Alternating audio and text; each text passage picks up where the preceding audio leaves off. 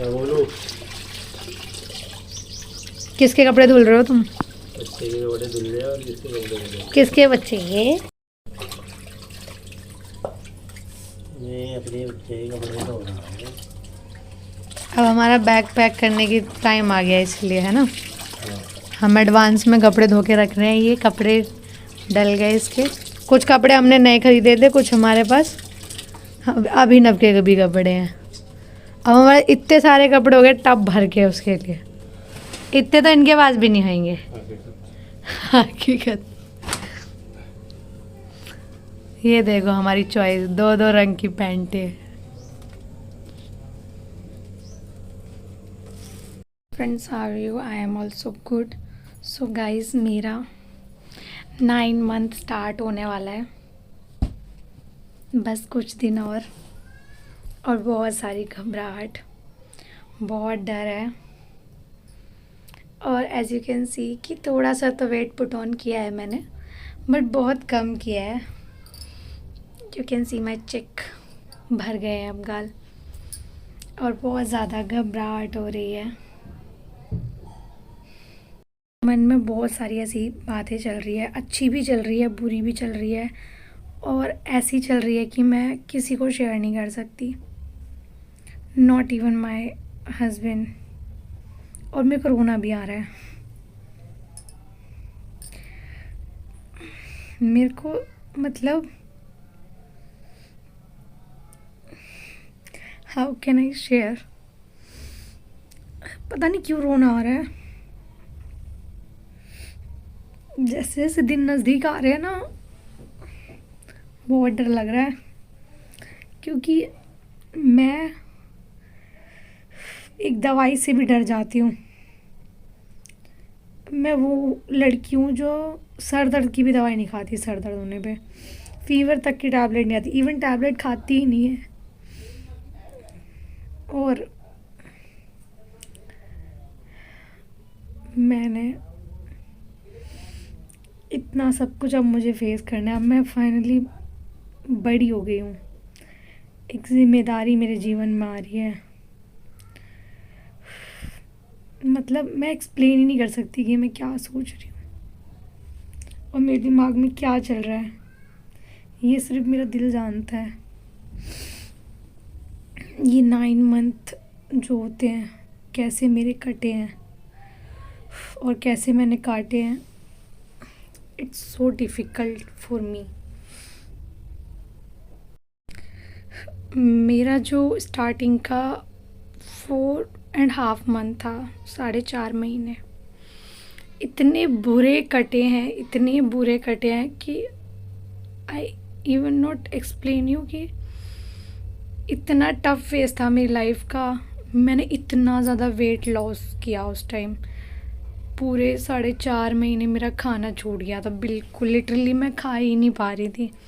अगर मैं एक निवाला भी खा रही हूँ तो वो भी निकल जा रहा है। इतना इतना सा सिप जो बोलते लस्सी का पिया है मैंने, उसी से मैंने गुजारा किया। और मेरा बेबी भी बहुत स्ट्रॉन्ग था जो उसने उतने में ही एडजस्ट भी किया। बहुत कम मेरी डाइट हो गई थी। जो खाने का मन है वो हम नहीं खा सकते, और जो हमें खाना है वो मन ही नहीं कर रहा। ठीक है। और मुझे तो इतना सब कॉम्प्लिकेशन रही जस्ट बिकॉज मुझे वॉमिट बहुत आती थी, स्मेल बहुत आती थी, और भी मुझे बहुत चीज़ें ऐसा था कि मैंने बिल्कुल से एकदम सात्विक भोजन किया पूरे 9 मंथ, और अभी भी कर रही हूँ। मैंने लहसुन अदरक बिल्कुल से अवॉइड कर दिया था, कोई भी गरम मसाले नहीं, बिल्कुल सादा भोजन, जस्ट बिकॉज मेरे को ना वो गरम चीज़ें सूट भी नहीं कर रही थी, तो मैं थोड़ा सा भी नहीं खा पा रही थी। और मैंने कभी लाइफ में इतना परहेज नहीं करा, अपने लिए भी नहीं करा जितना मैंने इसके लिए किया है। और सोचने वाली बात है, कोई इंसान अपने मन पे कितना काबू कर सकता है और कितना धैर्य है, ये मैंने अब जाना है। अगर इंसान अपने पे आता है तो सब कर सकता है। मैंने भी बहुत धैर्य रखा, और पूरे 9 मंथ मैंने ऐसी कोई चीज़ मैंने नहीं खाई जिससे मेरे बच्चे को कोई साइड इफ़ेक्ट हो। क्रेविंग वगैरह, मैदा, ये सब बिल्कुल से मैंने अवॉइड किया। बहुत कम अमाउंट में मैंने खाया होगा, अगर मैंने कभी खाया भी है तो। अपने मन को इतना काबू किया है मैंने, बस अब ये सोचकर कि 9 महीने की तो बात है, फिर सब खा लेंगे, लेकिन ये चीज़ ठीक रहनी चाहिए बस। और वो दवाइयाँ जिनसे मैं इतना डरती हूँ, मेरी एक वीकनेस है बहुत गंदी वाली, वो है दवाई। दवाई से मतलब मेरे को देखते ट्रोमा हो जाता है। वो दवाइयाँ मैंने खाई है प्रेगनेंसी में। वॉमिट की दवाई खाती थी, स्मेल आती थी, उल्टी हो जाती थी। आयरन कैल्शियम खाया ही नहीं जाता था। फिर जैसे जैसे मेरा 5 मंथ लगा तो ये चीज़ें मेरे को नौजिया वगैरह कम हुई धीरे धीरे। फिर मेरा खाना दोबारा से रीस्टार्ट हुआ। फिर मैंने हेल्दी डाइट अपनी स्टार्ट की, घर के काम करना स्टार्ट किया, लोगों से बातें करना। नहीं तो उस टाइम तक तो ऐसा था कि मैं डिप्रेशन में चली गई थी। लाइक ऐसा लग रहा था कि मैंने जीते जी, बोलते हैं ना कि जीते जी नरक देख लिया हो उस टाइम पे, कि मौत कैसी चीज़ होती है। बस मौत आई नहीं, लेकिन हालत मेरी बहुत ख़राब हो गई थी। और ये मैं अब शेयर कर रही हूँ, मेरे मन में बहुत है, भरा हुआ है। और सबसे एक डिफ़िकल्ट चीज़, जब आप फर्स्ट टाइम माँ बनते हो और आपको कुछ नहीं पता क्या खाना है, क्या नहीं खाना है, कैसे लेटना है, बैठना है, कैसे उड़ना है, चलना है, फिरना है, जाना है। और मैं अपने आप को बहुत स्ट्रॉन्ग समझती हूँ। आज मेरा मन थोड़ा भरा हुआ है तो मुझे, ये ऐसी जर्नी रही है मेरी जिस टाइम मेरे को लगता है कि अब जाके मैं स्ट्रॉन्ग बनी हूँ। अब मुझे लगता है कि मेरे से ज़्यादा स्ट्रॉन्ग मुझे नहीं लगता कोई है, जो ये जर्नी मैंने अपनी अकेले संभाली है।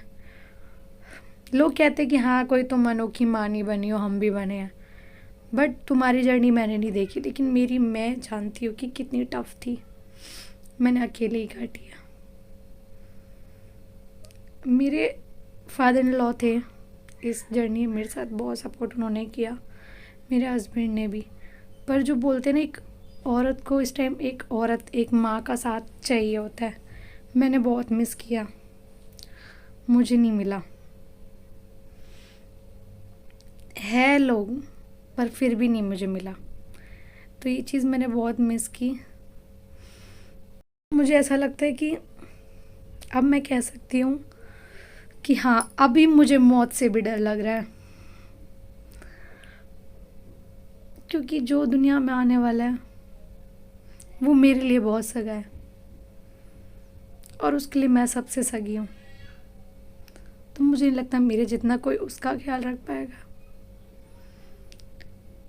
और सबसे टफ चीज़ ये है कि हाँ, वो डिलीवरी टाइम,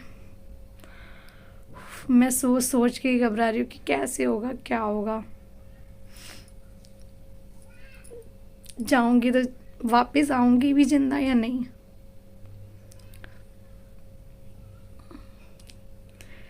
मतलब सही कहा है किसी ने कि एक औरत जब जन्म लेती है, एक लड़की सिर्फ तभी जन्म नहीं लेती, उसके बाद 3 जन्म होते हैं। जब एक बार वो अपने माँ की कोख से जन्म लेती है, जब उसकी शादी होती है, वो भी एक दूसरा जन्म होता है, क्योंकि वहाँ की दुनिया भी बिल्कुल अलग हो जाती है, वहाँ का संसार, परिवार, सब। और फिर तीसरी बार जब वो माँ बनती है, जब तो वो मौत के मुंह से खेल के आती है। तो इसलिए कहते हैं कि माँ का दर्जा बहुत बड़ा होता है। माँ के जितना सेक्रीफाइस कोई नहीं कर सकता लाइफ में, एक पिता भी नहीं।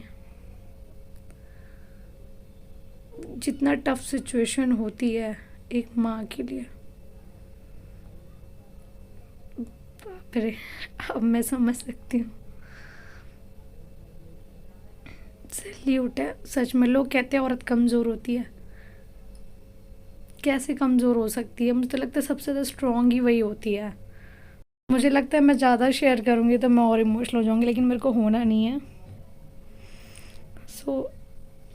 मैंने भी एक जंग जीत ली है। फाइनली मैं 9 मंथ में एंटर करने वाली हूँ। इससे बड़ी जंग भी कोई नहीं है। एक जंग मैंने ये जीत ली है और एक जंग मेरे सामने कुछ दिनों बाद आने वाली है। देखेंगे क्या होता है, फिर कैसे होता है, मैं सह पाऊंगी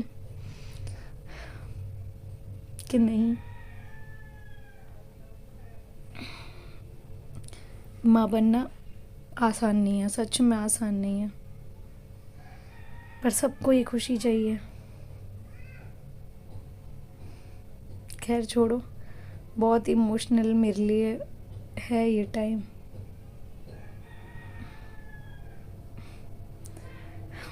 लोगों को ये बताने वाली थी कि मेरा 9 मंथ लगने वाला है, सो मैंने सोचा कि पहले ही मैं बैग पैक कर लेती हूँ। बैग वैसे मैंने अभी पैक नहीं करा, कपड़े जो है बच्चे के वो सब मैं सोच रही थी कि पहले ही धुल के रेडी वेडी कर लूँ, क्योंकि फिर पता नहीं होता ना, लोग बोलते 9 मंथ लगते ही फिर पता नहीं होता कब डिलीवरी हो। कभी कभी 9 मंथ लगते हो जाती है, हाफ 9 मंथ में हो जाती है, या 10वां लगने वाला होता है उससे पहले हो जाती है, तो कुछ पता नहीं है 9 मंथ लगते ही। तो इसलिए मैंने आज हम दोनों ने मिलकर धोए हैं कपड़े बच्चे के, और ये मेरे बच्चे के कपड़े टंगे हुए हैं। देखो ये रहे प्यारे प्यारे प्यारे कपड़े, पूरे बाहर तक टंगे हुए हैं। अभी मेरा घर कुछ इस तरीके का कुछ महीने में दिखाई देगा।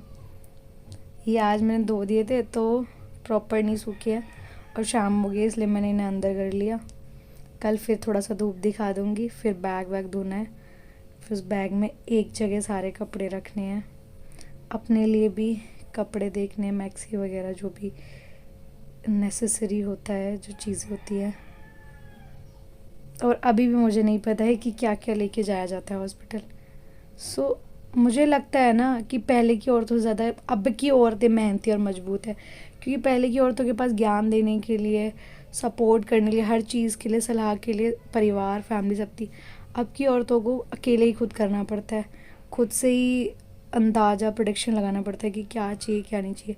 तो मैं भी खुद से ही अंदाज़ा लगा रही हूँ कि हाँ ये ज़रूरत की चीज़ें मेरे बच्चे को चाहिए, और ये मुझे रखने पड़ेगी पहले ही मंगा के एडवांस में, क्योंकि मैं किसी से हेल्प नहीं मांगती, ना मैं किसी से उम्मीद करती। Yes, today's generation mama so strong, I believe in that.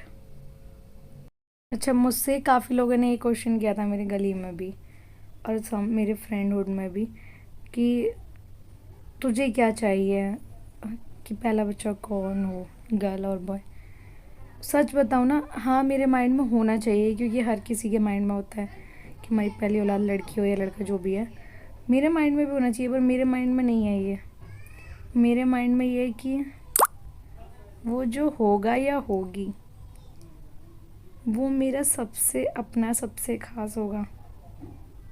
शादी के बाद सारे रिश्ते बिछड़ गए मेरे से, सब टूट गए। है ब्लड रिलेशन, पर वो ब्लड रिलेशन तक ही है, क्लोज कुछ नहीं है। ये जो आएगा ये मेरा सबसे ख़ास, सबसे अपना होगा, मेरा सबसे करीबी, सबसे ज़्यादा सगा। इस चीज़ से बड़ी और क्या चीज़ मेरे लिए होगी, फिर चाहे वो लड़का हो चाहे वो लड़की हो, मेरी तो होगी। बस यही मेरे लिए एक खुशी की चीज़ है, चाहे लड़की हो चाहे लड़का, मैं तो दोनों में ही राज़ी हूँ, क्योंकि वो मेरी अपनी होगी या होगा। लेट्स सी कौन होता है। 1 महीने का और वेट है, फिर मेरी ज़िंदगी में और तीसरे की एंट्री हो जाएगी, क्योंकि सेकंड तो हस्बैंड, ना थर्ड वन इज़ हमारा बच्चा।